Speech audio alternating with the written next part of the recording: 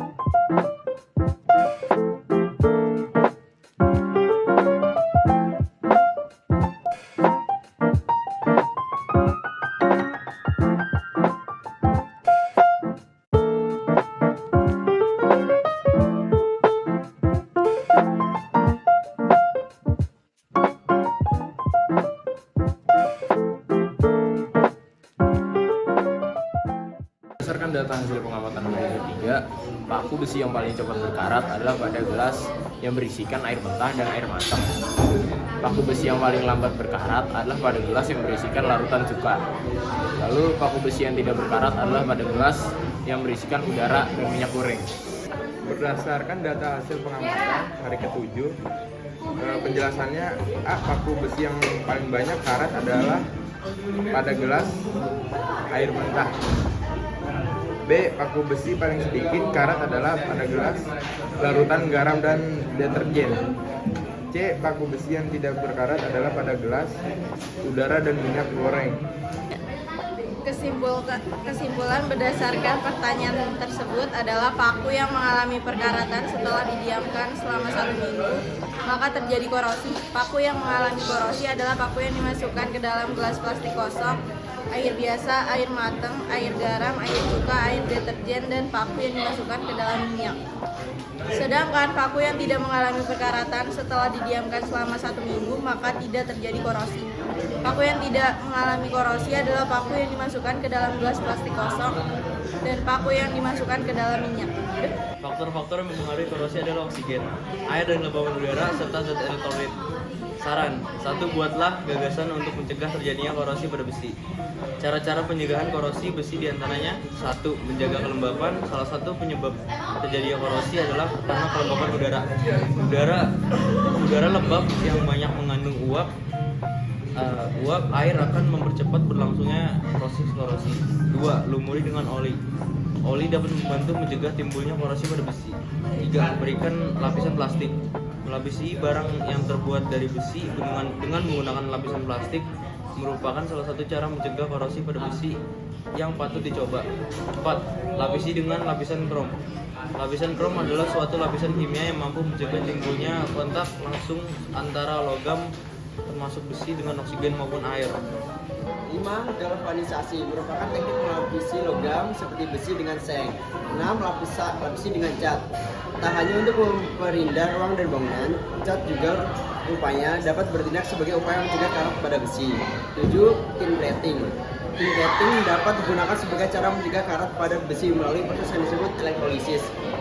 Proses elektrolisis adalah proses penguraian suatu sel suatu elektrolit dari arus listrik. 8. Certificial friction. Cara mencegah koordinasi pada besi yang terakhir adalah dengan certificial friction atau pengorbanan anode. Lapisan anti korupsi. Melapisi permukaan besi dengan cat anti korosi atau pelapis galvis dapat pembentukan lapisan pelindung yang mencegah kontak langsung besi dengan elemen-elemen penyebab korosi. Inhibitor korosi.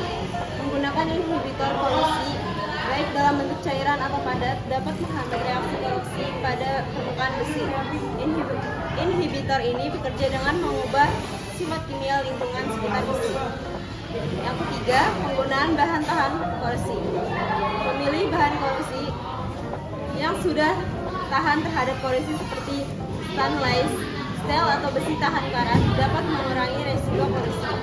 Desain anti korosi.